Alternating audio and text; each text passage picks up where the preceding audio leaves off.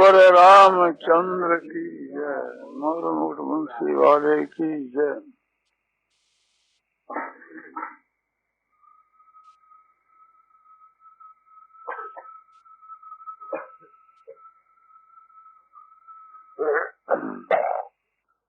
आपने कहा कि ऐसी बात कहो जो महात्मा पुरुषों के वचनों के अनुसार हम लोग बन जाएं। हम तो कहें कि और एक पीढ़ी आगे बढ़े। महात्मा से परमात्मा बढ़े हैं तो परमात्मा के वचन के अनुसार ही हो जाओ। जो गीता जो है ये साक्षात भगवान का वचन है तो अपना जीवन गीता मय हो जाए। गीता है तो भगवान का वचन है तो गीता में अपन जीवन बन जावे।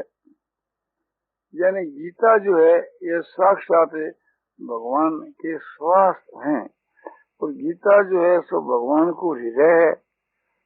गीता जो है इस वास्ते भगवान बांग में मूर्ति है। तो गीता के अनुसार अपना जीवन बन जावे एक नंबर बात है। अब रही यह बात कि श्रोता और वक्ता, तो श्रोता की शक्ति भी एक स्वाभाविक अद्भुत होती है और वक्ता की भी शक्ति एक अद्भुत होती है। तो जिस वक्ता की शक्ति से थी अरबे के प्रभाव से ही दूसरा ने बात होकर के करना पड़े,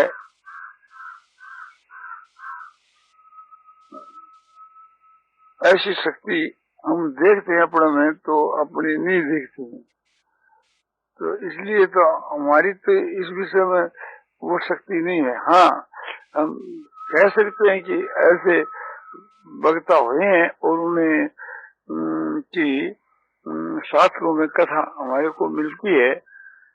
अध्यात्म विषय में भी और संसारिक लौकिक के विषय में भी उनका प्रभाव ऐसा शास्त्रों में देखा गया है।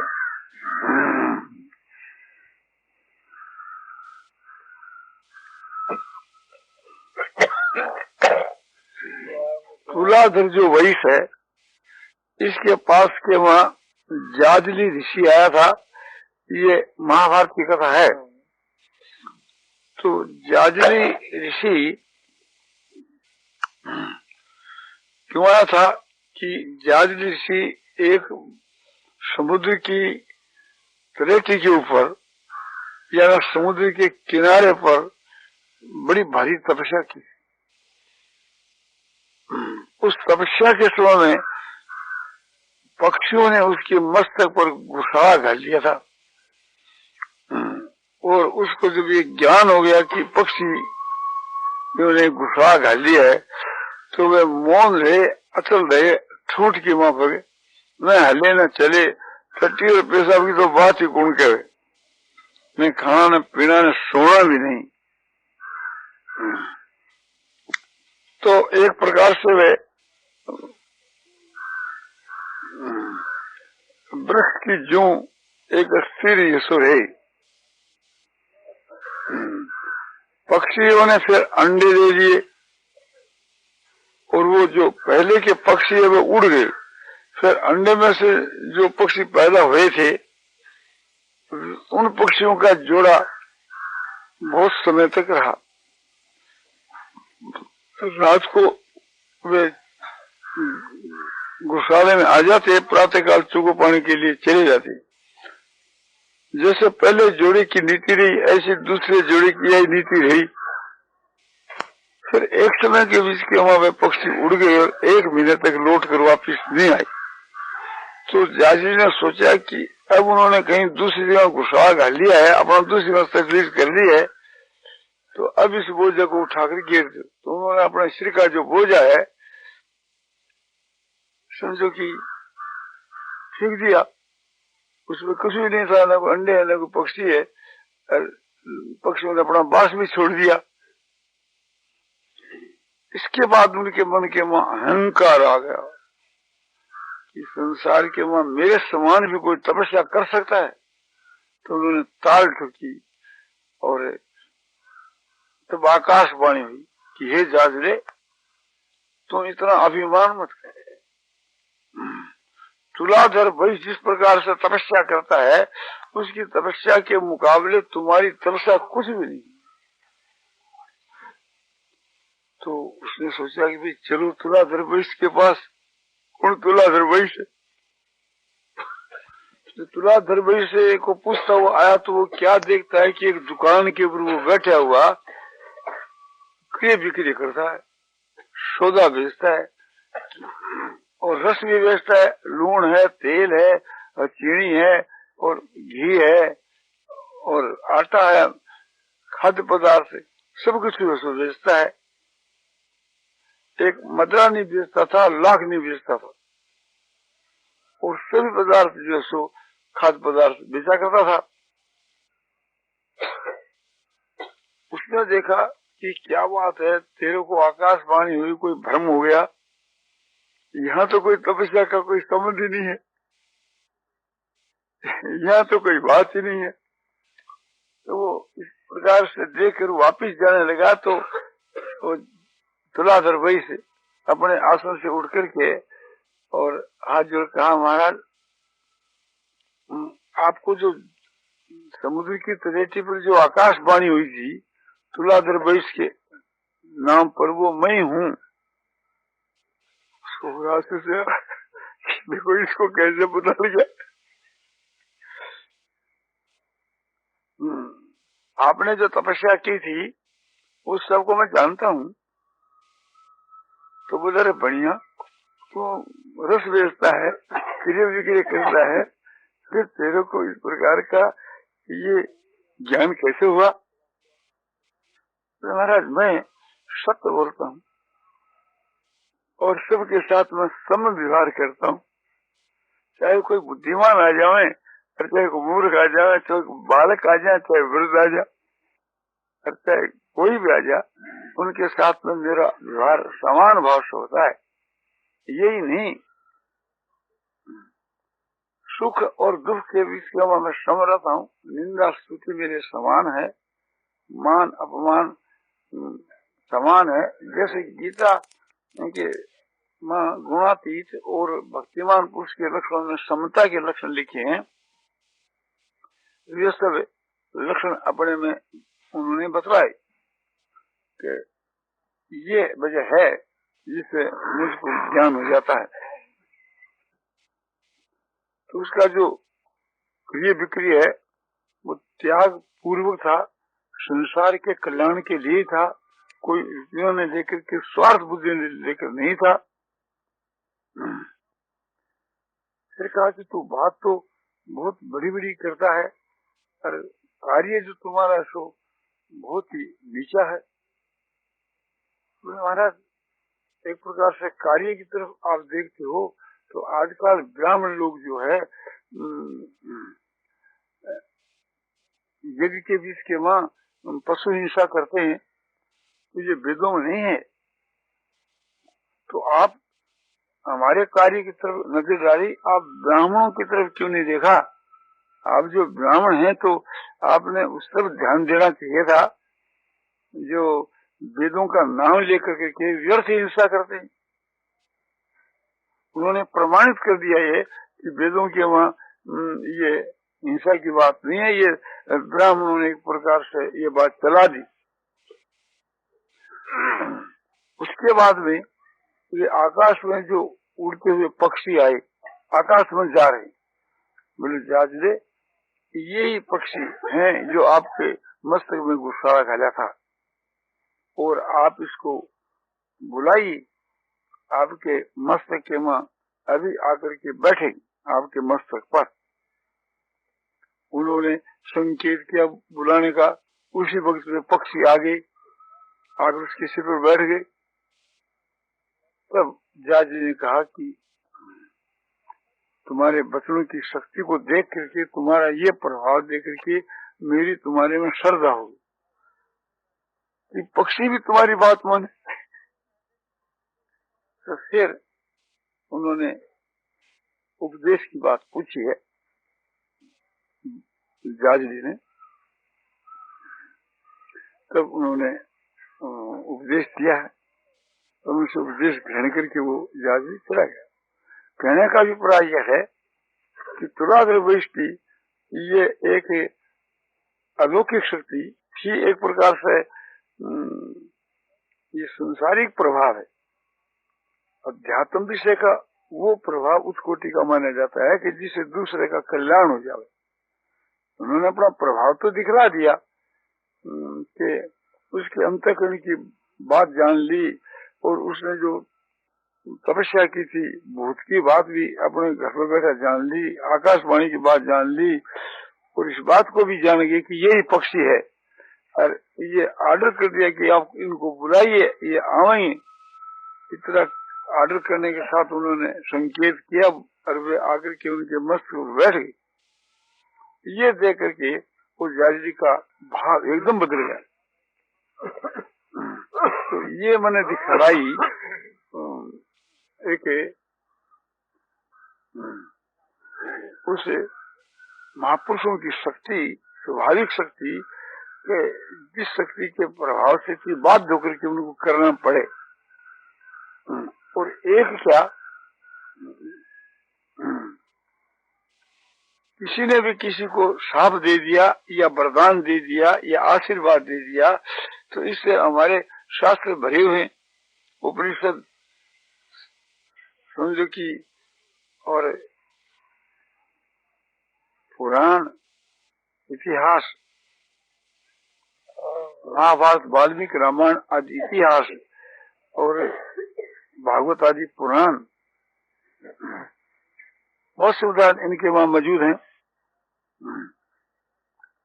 तो उनकी वाणी में ये शक्ति थी। जो सत्यवादी होता है उसकी वाणी में भी ये शक्ति आ जाती है। और फिर साथ साथ के वहाँ भगवत प्राप्त पुरुष, उसकी तो फिर बात ही क्या है। तो ऐसे पुरुषों के बीच के वहाँ शास्त्रों में ये शक्ति देखी गई है। उनकी वाणी में ऐसी शक्ति रहती थी कि वो एक प्रकार से ऐसा काम करती थी बलात्कार का कि जिसको कोई रोक नहीं सकता था। दूसरी शक्ति मैं श्रोता के विषय में आपको कहता हूं। जैसे पांडवों की माता जो कुंती है, उसने ये ऑर्डर दिया, तुम जो आज भिक्षा लाए हो पांचों भाई उसको उपभोग करो, यानी काम में लाओ। तो भीमसेन ने कहा कि आज की भिक्षा के वहां मैं एक स्त्री को लाए हैं। माँ ने कहा कि तुमने स्त्री का नाम तो नहीं कहा, माँ भिक्षा लाए। तो हमारे तो सब पांचों ही समान। तो बहुत मुश्किल की बात हुई कि मैंने जो कह दिया कि तुम पांचों इसको काम में लाओ, तो ये बात अब सत्य कैसे होगी। हमारे ये वचन तो समझो कि सत्य होने बहुत ही कठिन है। तो उनको सत्य करना कुंती के हाथ की बात नहीं, उनको सत्य करना पांडवों के हाथ की। तो राजा युधिष्ठिर ने कहा कि माँ, आपकी आज्ञा का हम पालन करेंगे और पांचों मिलकर इसके साथ में विवाह करेंगे। तो शास्त्र के विरुद्ध और लोक के विरुद्ध हम लोग देखते हैं प्रत्यक्ष के माँ, ये बात शास्त्र विरुद्ध भी है, लोक विरुद्ध भी है। किंतु महाराज युधिष्ठिर ने समझो कि माता के वचनों का आदर किया, उनका पालन किया।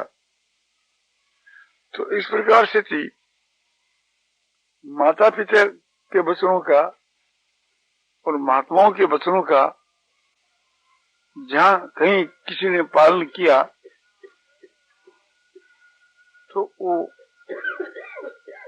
पालन करने वाले की शक्ति को हो, श्रद्धा को हो, उसका प्रेम को हो, जो कुछ को, तो इसके बहुत से उदाहरण मिलते हैं। उसके भी मिलते हैं और इसके भी मिलते हैं।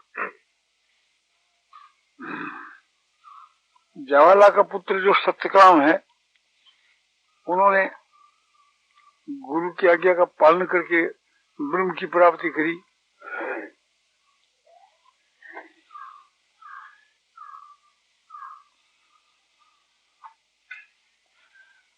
राजा ध्रुपद जो है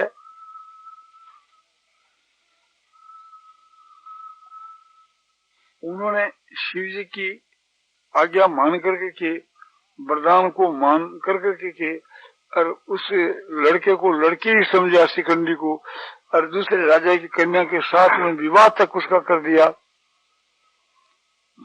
वो लौकिक बात ही किंतु उसमें उसकी सफलता ही। और आरुणी जो है ध्रुव मुनि का शिष्य, उसने गुरु की आज्ञा का पालन किया। उस आज्ञा के पालन के स्वरूप के बीच में गुरु ने वरदान दे दिया।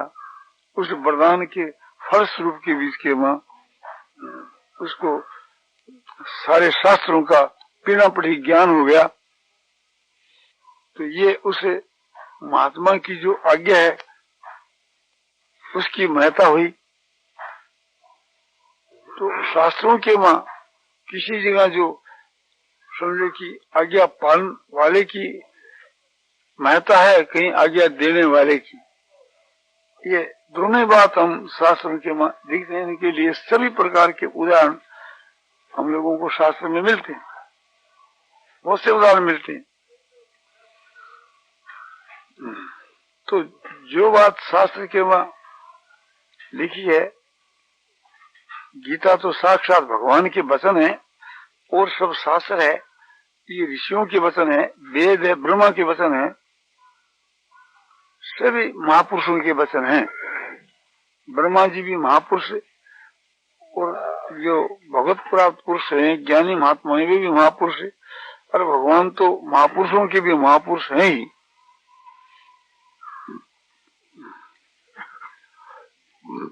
तो उनकी आज्ञा का हम लोगों को पालन करना चाहिए,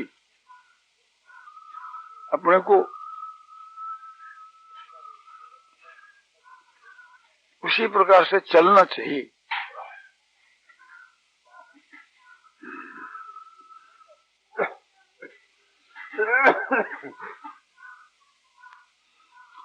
हमारी तो ऐसी शक्ति होती तो आज तक समझो कि सैकड़े हजारों आदमी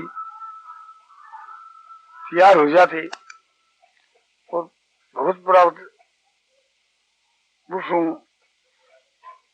के तुल्य हो जाते या भगवान को प्राप्ति हो जाती।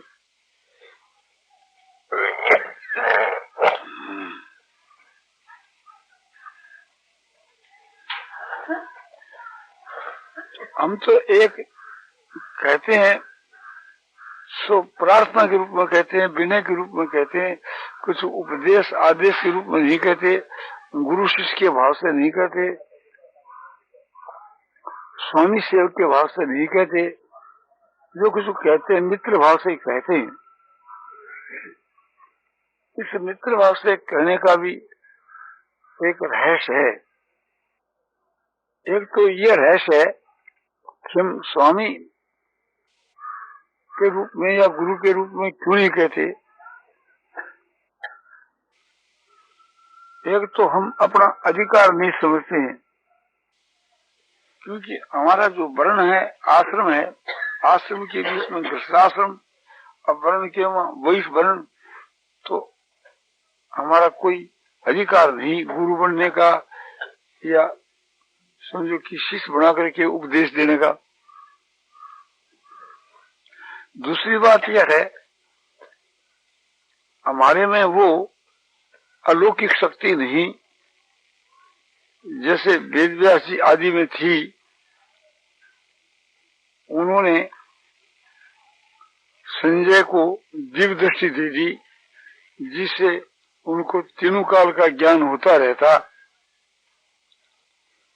इंद्रियों का भी और मन के द्वारा भी उनकी इंद्रियां और मन से भी दिव्य हो गए। जैसे भगवान ने अर्जुन को दिव्य दृष्टि दी, वो दिव्य दृष्टि वेद व्यास जी ने संजय को दे दी। वेद व्यास जी के खुद के पास थी, इसमें तो कहना ही क्या है, ये बात तो उसकी अंतर्गत ही आ जाती है, क्योंकि दूसरों को दे सकते हैं। और भी उनके बीच के वहां लौकिक और अलौकिक सभी प्रकार की शक्तियां थी। उनके लिए संसार में कुछ भी दुर्लभ नहीं था। जो कौरव पांडवों की सेना 18 क्षोणी, जिसको 15 वर्ष से अधिक हो गए थे, उनको उसी रूप में समझो कि आह्वान करके बुला करके सबसे भेंट करा दी। तो ये कोई साधारण शक्ति की बात नहीं। अद्भुत शक्ति थी उनकी। तो हम भी उस प्रकार अधिकारी पुरुष होते और भगवान हमको शक्ति देकर के संसार के कल्याण के लिए भेजते, तो हम भी आप लोगों को अपनी शक्ति से अपने लाभ पहुंचा सकते। अब तो ये बात है कि एक प्रकार से प्रार्थना के रूप में, या जो हमारे से छोटे हैं वे समझ लो कि सम्मति के रूप में, मित्रता के रूप में बड़ों के लिए प्रार्थना है, और बराबर भावों के लिए छोटों के लिए हमारी राय है। तो उसे राय को मान करके के, सम्मति को मान करके, मंत्रणा को मान करके यदि कोई काम लेवे, तो हम तो ये समझते हैं उनकी हम भारी है, उनकी हमारे ऊपर दया है। अब रहस्य तो अभी और बतलाना है, तो यह है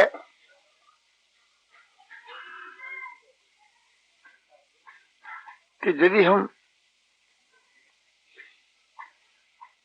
अधिकारी होते और सामर्थ्यवान होते,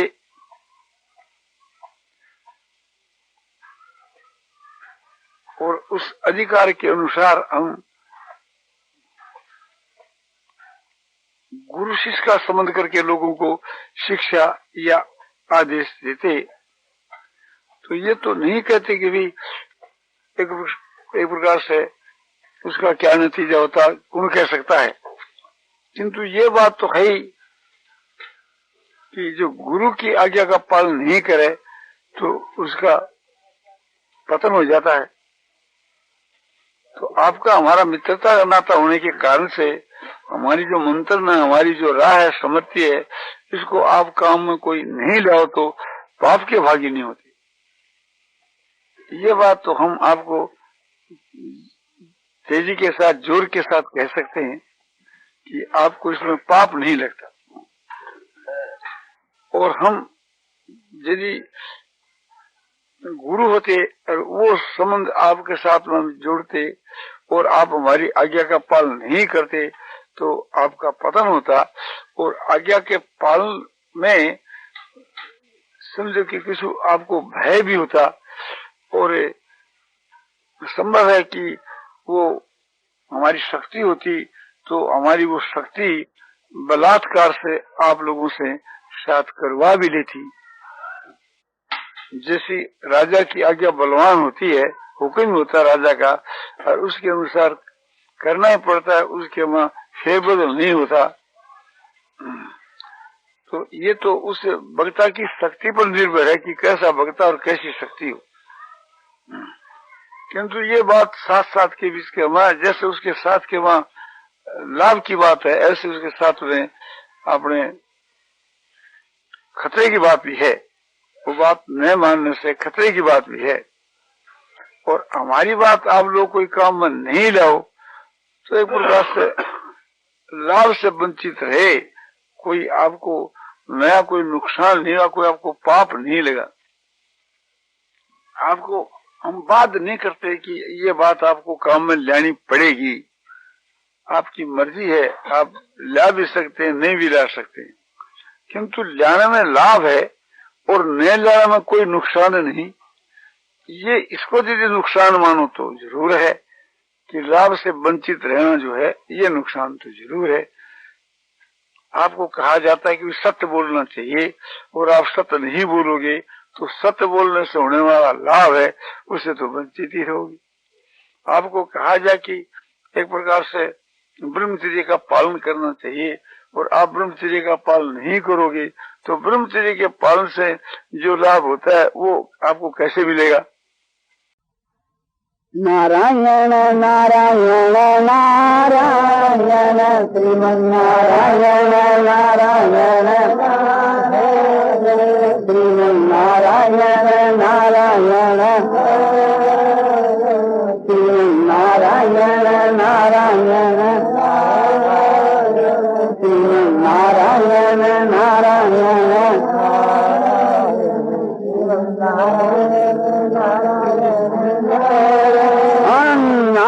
पूर्णानंद पूर्णानंद अपारानंद शांतानंद धनानंद अचलानंद ध्रुवानंद नित्यानंद बोधस्वरूपानंद ज्ञानस्वरूपानंद आनंद ही आनंद शांति शांति शांति।